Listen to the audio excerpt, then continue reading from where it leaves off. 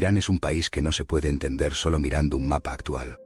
Es una fortaleza natural protegida por cordilleras inmensas y desiertos áridos que han servido de escudo y de escenario para una de las historias más largas de la humanidad. En este territorio, la civilización no solo nació, sino que se reinventó una y otra vez frente a invasiones que habrían borrado del mapa a cualquier otra cultura.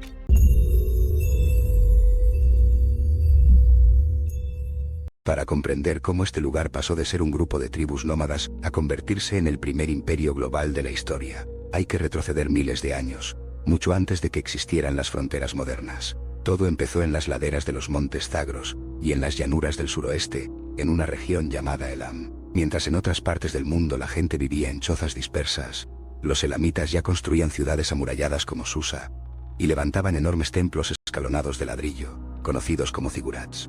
Estos hombres y mujeres tallaban figuras en piedra, y desarrollaron su propia escritura, comerciando con sus vecinos de Mesopotamia. Sin embargo, el verdadero giro en la historia ocurrió con la llegada de nuevos habitantes desde el norte. Grupos de pastores y guerreros que hablaban lenguas indoeuropeas, los medos y los persas, se asentaron en la meseta. Durante siglos vivieron bajo la sombra de imperios más grandes, hasta que un hombre cambió las reglas del juego para siempre. Ciro el Grande no fue un conquistador común. Cuando tomó el poder a mediados del siglo VI antes de nuestra era, no se limitó a saquear y quemar ciudades. Al entrar en Babilonia, dictó lo que muchos consideran la primera declaración de derechos humanos. En lugar de esclavizar a los pueblos vencidos, les permitió mantener sus religiones y costumbres. Liberó a los judíos cautivos y les ayudó a regresar a su tierra.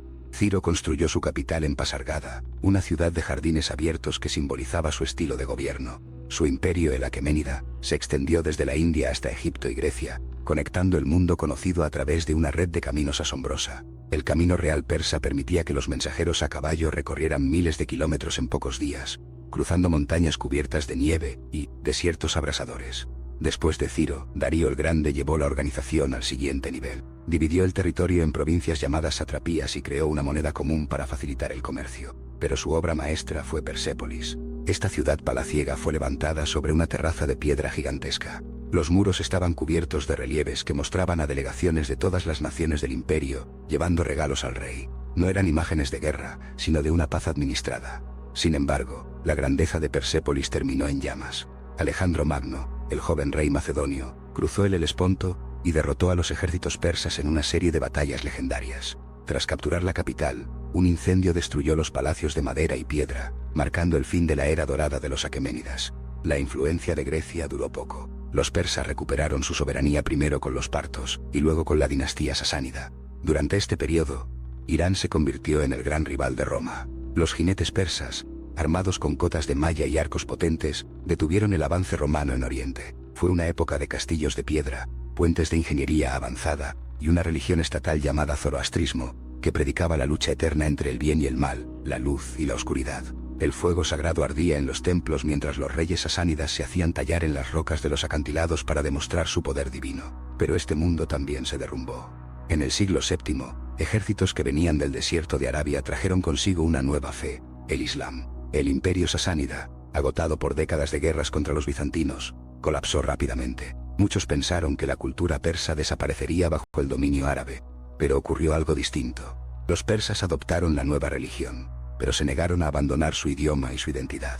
En lugar de ser absorbidos, se convirtieron en los administradores, científicos y poetas del nuevo mundo islámico. La gramática árabe fue sistematizada por persas, y la medicina de la época alcanzó su cima con médicos como Avicena, que escribía sus tratados en bibliotecas llenas de pergaminos. A pesar de esta resistencia cultural, el territorio sufrió golpes brutales. El más devastador llegó desde las estepas de Asia Central con Gengis Khan. Los mongoles arrasaron ciudades enteras, destruyeron los sistemas de riego que habían mantenido viva la agricultura en el desierto, y masacraron a millones de personas. Fue un periodo de oscuridad donde las calaveras se apilaban en las afueras de las ciudades en ruinas. Pero, una vez más, el espíritu persa sobrevivió. Los descendientes de los conquistadores mongoles terminaron convirtiéndose al Islam y patrocinando el arte persa, construyendo mezquitas con cúpulas de color turquesa que parecían fundirse con el cielo. En el año 1501, un joven llamado Ismail se coronó en Tabriz y fundó la dinastía safávida. Este fue un momento crítico porque Ismail impuso el Islam chiita como religión oficial del Estado. Esto separó definitivamente a Irán de sus vecinos suníes, como el Imperio Otomano. La capital se trasladó a Isfahán, Una ciudad que se volvió tan hermosa que los viajeros decían que era la mitad del mundo. Se construyeron plazas inmensas, puentes con arcadas elegantes y bazares donde se vendían las mejores sedas y alfombras del planeta.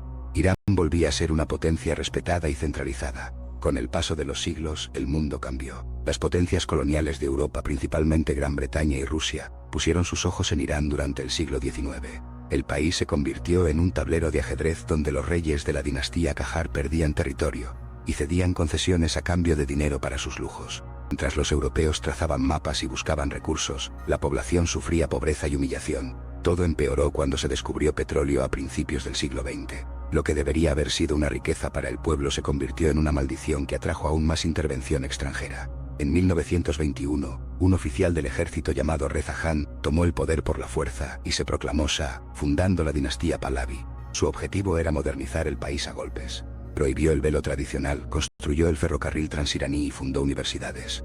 Quería que Irán pareciera una nación europea. Su hijo, Mohammad Reza Pahlavi, continuó este camino, pero su gobierno se volvió cada vez más autoritario y dependiente del apoyo de Estados Unidos. En 1953, cuando un primer ministro democrático llamado Mossadegh intentó nacionalizar el petróleo, los servicios secretos extranjeros organizaron un golpe de Estado para devolverle el poder absoluto al Shah. Este evento sembró una semilla de resentimiento que florecería décadas después. Mientras el Shah celebraba banquetes extravagantes en las ruinas de Persépolis para invitados internacionales, gran parte del país seguía siendo conservador y pobre.